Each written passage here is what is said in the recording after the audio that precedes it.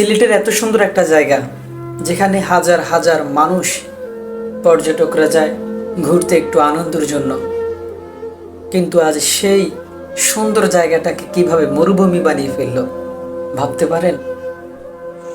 তারা কতটা ক্ষুধার্ত, তাদের হাত থেকে পাথরগুলা পর্যন্ত রেহাই পায়নি, এতটা ক্ষুধার্ত তারা।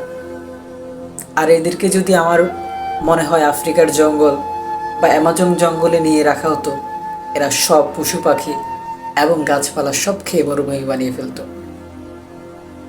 আচ্ছা, কবে আমরা মানুষ হব? আমার তো মাথায় ধরে না।